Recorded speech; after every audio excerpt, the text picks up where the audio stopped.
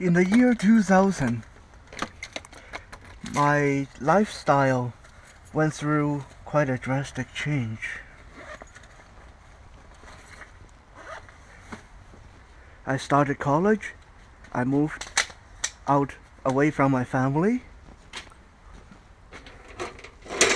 and I pretty much stopped my own martial art training. I was still teaching, but I transferred over to doing dragon boating.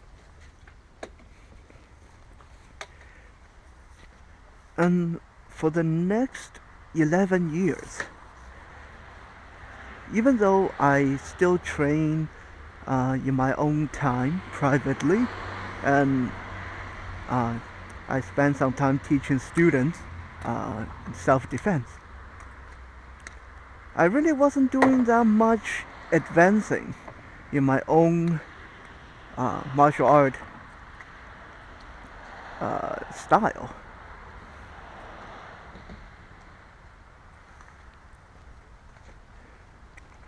Dragon boating kept me pretty busy, traveling to different venues to compete, and I guess it kept me really fit as well. But I guess it was from year 2007-2008 I started experiencing this nagging little doubt in my own ability in martial art. I was getting older, 30 years old. The age 30 was quickly approaching, and I had not had a good fight for a long time.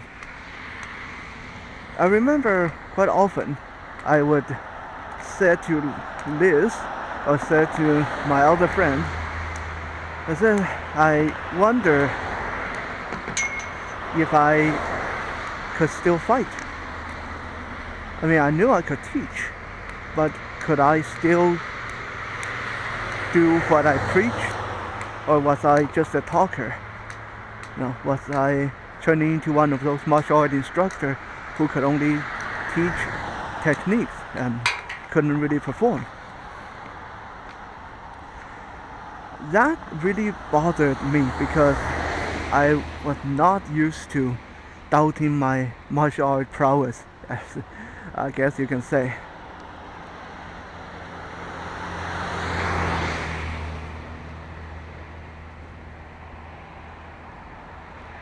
And for some reason, I pretty much thought my martial art training days were over for good. And then things changed again. In 2011, my dragon boat lifestyle came to an abrupt end, and I found myself kind of adrift without a real commitment activity-wise.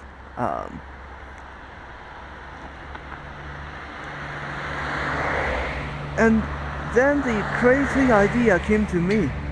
This would be the best time to get back into training, get back into sparring, fighting, doing all the hardcore stuff that I love so much. But of course, there was another voice inside my head that said, aren't you too old for that? But I shoved that voice aside, and I went with my instinct. I got back into training. I found Richmond Martial Arts Studio, and I came alive again. It's like being 20 all over again.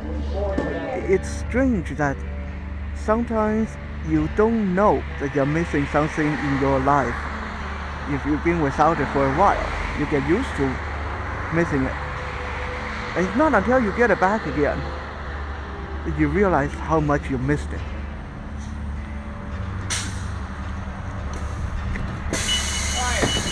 Hi, can you let me off across the highway?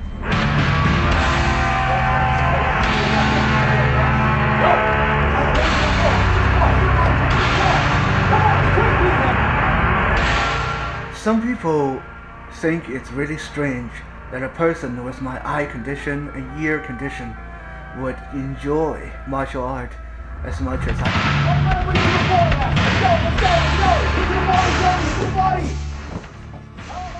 to be fairly good with activities such as martial art.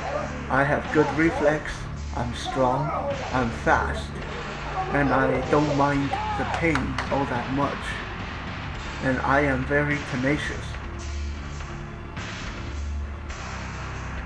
If I were sighted, I believe that maybe I had a chance of going pro. I don't know if that would be something I want to do, but I believe I would give it a good try.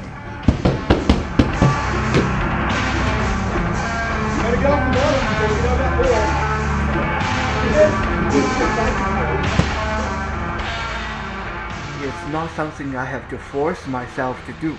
It's not something that I have to force myself to be good at.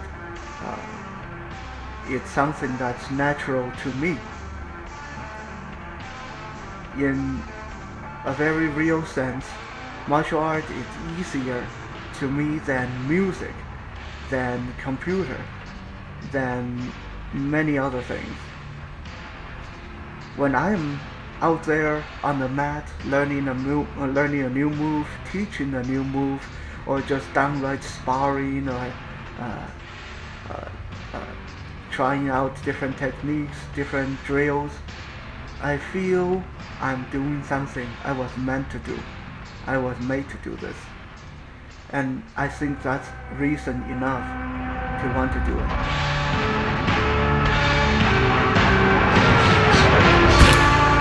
Now here is a little honest fact about myself.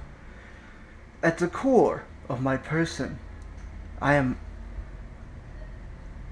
by nature a very violent person and a very calm person.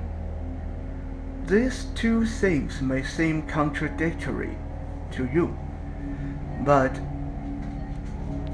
it's what I am. There are people who can only get violent when they are angry or scared. There are people who are always violent because they are always angry. But I am one of those people who can enjoy violent activities without getting angry. I don't need that emotional trigger to really get aggressive. To many people, even martial artists, that aggression they have to work on when to release that aggression. They have to really work at it to cultivate that aggression. In my case, however, I have to work harder in controlling my tendency to let it go, my tendency to really go all out in sparring session or in doing martial art activities.